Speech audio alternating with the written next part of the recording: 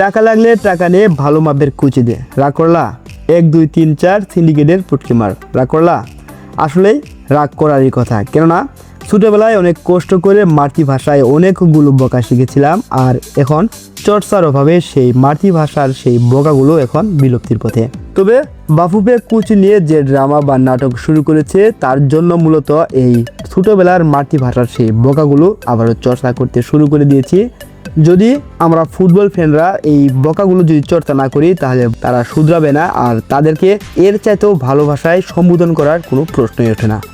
প্রথমে 22 জন থেকে 6 জনের লিস্ট, তারপর ক্রিস কুলম্যান, রুদিও মিকেল এবং বার্নি স্টোকের 3 জনের লিস্ট, আর এই মুহূর্তে শুধুমাত্র একজনের লিস্ট, আর সেটা হলো থমাস ডুলি। তিনি বর্তমানে বাংলাদেশের জাতীয় দলের জন্য, যেখানে হামজা সমিতরা লিড দিচ্ছেন, আর সেই জাতীয় দলের জন্য থমাস ডুলি কতটা যোগ্যতা সম্পন্ন কোচ সেটা নিয়ে প্রশ্ন তুলতেই পারে, তুলাই যায়।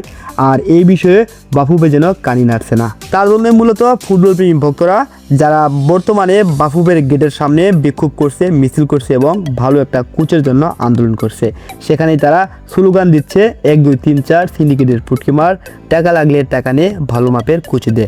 আর এই ভাষাগুলো যেহেতু ইউজ করতে হচ্ছে, তারপরেও বাফুফে নিজেদের প্রেস্টিজ বা এত বড় একটা সংস্থার তারা যে কর্তা, এই বিষয়টা তাদের কানেই যাচ্ছে না। তাদের একটু বোঝা উচিত যে আমরা দেশের ফুটবল নিয়ে এই উন্নত পর্যায়ে একটা বিষয়ে আমরা আছি, আর সেখান থেকে যদি আমাদের ফুটবল ফ্যানরা এই অশ্লীল ভাষায় কথা বলে, অশ্লীল ভাষায় স্লোগান দেয়, তাহলে আমাদের সম্মানটা আর কবে হবে, বাফুফে কবে শিখতে পারবে? আমার মনে হয় বাফুফে কর্মকর্তারা যারা রয়েছেন তাদের শিক্ষার অভাব রয়েছে। শুধু লেখাপড়া করে সার্টিফিকেট অর্জন করলে শিক্ষা অর্জন করা যায় না, তাদের যে একটা মনস্তান্ত্রিক শিক্ষা রয়েছে, এই শিক্ষার অভাব বাফুফের প্রতিটা কর্মকর্তার মধ্যেই রয়েছে। আপনারা আমরা যারা প্রতিবাদ করছি, আন্দোলন করছি, শুধু কি আমরা একটা ভালো কোচ ডিজার্ভ করি, নাকি বর্তমানে বাংলাদেশের যে জাতীয় দলের প্লেয়ারগুলো রয়েছে তারাও একটা ভালো মাপের কোচ ডিজার্ভ করে?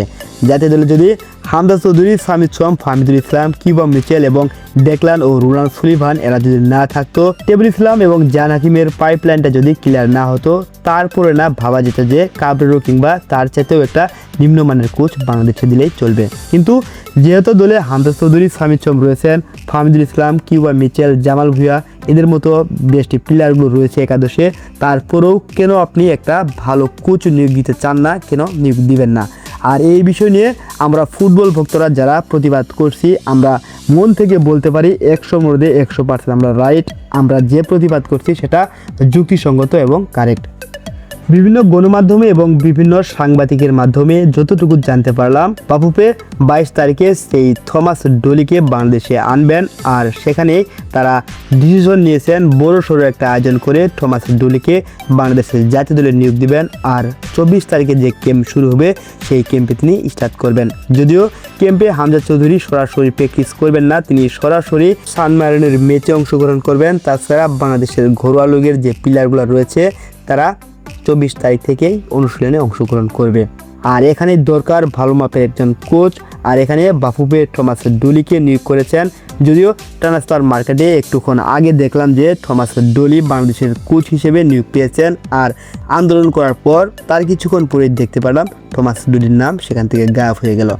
বাংলাদেশের ফুটবল ভবিষ্যৎ কতটা সুন্দর, কতটা উজ্জ্বল, তারা কত দূরে এগিয়ে যেতে পারছে সেটা আমরা পরিকল্পনা করতে পারছি, আমরা চিন্তা করতে পারছি। কিন্তু বাফুফের সেই অযোগ্য, মূর্খ, অথর্ব কর্মকর্তারা তারা বুঝতেই চাচ্ছে না। তারা শুধু সাফ কিংবা এশিয়ান কাপে পড়ে রয়েছে।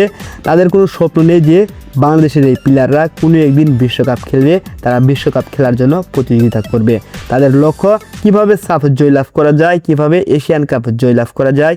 এই ছোট মন মানসিকতা নিয়ে কোনোভাবেই বাফুফের মতো এরকম একটা হাই প্রফেশনাল দায়িত্বে থাকা মোটেই যুক্তিযুক্ত নয়। তাই আমরা চাই শুধু কোচ নয়, বরং তাদের সাথে যে টেকনিক্যাল ডিরেক্টর একটা প্যানেল রয়েছে, এখানে সম্পূর্ণ প্যানেলের আমরা পরিবর্তন চাই। কেননা পরিবর্তন করতে হলে একেবারে রুট লেভেল থেকে পরিবর্তন করতে হবে। তার একটা বাস্তব উদাহরণ দেয়, যে ধরুন 10 মাস আগে বাংলাদেশ 10 কোটি টাকা খরচ করে জাতীয় স্টেডিয়ামে একটা ঘাস রোপণ করেছিলেন। এখন যেহেতু সেই ঘাস দিয়ে আর খেলা যে সম্ভব হচ্ছে না, তাই বাফুফে বারমুডা জাতির একটা উন্নত প্রজাতির ঘাস তারা পরীক্ষার জন্য রোপণ করেছে। আর সেই ঘাস রোপণ করার জন্য তারা কি করেছে, শুধু যে ঘাসটাই উপড়ে ফেলেছে শুধু তাই করেনি, বরং যে মাটিগুলো ছিল সেই মাটিতে যে সেই নর্মাল ঘাসের একটা বীজ ছিল সেই বীজটা কিন্তু তুলে ফেলা হয়েছে। আর এখান থেকে বাফুফের কর্মকর্তাদের শিক্ষা নেওয়া উচিত। শুধু একজন কোচ পরিবর্তন করে উন্নতি করা সম্ভব নয়, পরিবর্তন করতে হলে সর্বপ্রথম আমাদের সহকারী কোচ, গোলকিপিং কোচ এবং ফিটনেস কোচ সহ টেকনিক্যাল বাড়ির টিটুর পরিবর্তন আগের দরকার।